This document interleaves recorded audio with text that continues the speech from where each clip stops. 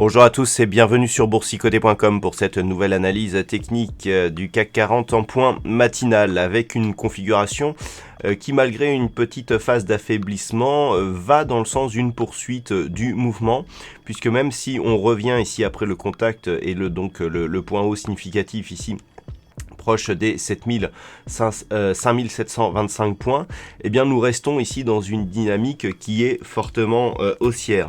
Du point de vue des indicateurs techniques, nous avons une configuration qui marque ici une perte de dynamique depuis quelques heures. Nous sommes ici en unité de temps H4.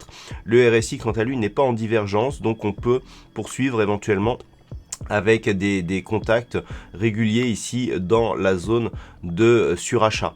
Alors, lorsque l'on revient ici sur ce graphe, ce qui est marquant, c'est le test ici de la résistance bleue. Alors, cette résistance bleue, c'est tout simplement une configuration chartiste moyen terme. On voit ici que l'on vient tester cette zone à de multiples reprises dans cette unité de temps. Et on voit ici que le dernier test est plus agressif que les précédents.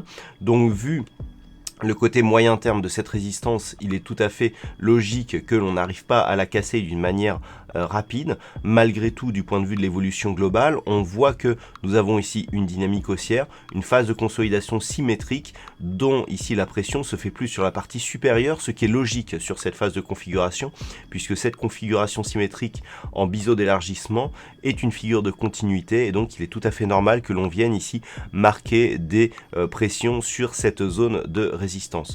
Donc on est tout simplement en train de valider cette configuration. Et aujourd'hui, on a ici une petite phase de repli après ce test majeur, mais qui ne remet pas du tout en cause la dynamique. Alors, la configuration du jour et donc l'enjeu du jour sera avant tout de préserver ici la zone des 5661 points, et tant que celle-ci est préservée depuis l'ouverture du gap d'hier, eh bien on est tout simplement sur une perspective fortement haussière, avec comme objectif la zone des 5773 points. Voilà, pas grand chose de plus à dire sur cette configuration tant elle est similaire que celle que je vous ai décrite hier soir. Du point de vue macroéconomique, alors c'est une journée assez riche, c'est les chiffres d'inflation aujourd'hui, donc nous aurons à 10h30 les chiffres de l'inflation du côté de la Grande-Bretagne. Il y a encore beaucoup de volatilité autour de la livre sterling aujourd'hui, donc attention à ce chiffre qui pourrait en rajouter en cas de surprise. Et puis à 11h, nous aurons les chiffres de l'inflation de la zone euro qui là aussi pourront donner un petit peu de volatilité. On sait qu'actuellement, les chiffres de l'inflation ont un impact sur les perspectives de changement de taux des banques centrales, que ce soit en Europe ou même du côté des États-Unis. Et donc justement, du côté des États-Unis, nous aurons les chiffres de vente au détail qui seront dévoilés à 14h30, conjointement aux chiffres de l'inflation, encore une fois, du Canada qui seront dévoilés eux aussi à 14h30. Et puis à 15h, il est prévu une intervention du gouverneur de la Banque centrale d'Angleterre, donc encore une fois, avec ce contexte donc assez fort du Brexit actuellement, il serait intéressant d'observer ce que cette intervention aura comme impact sur la livre sterling.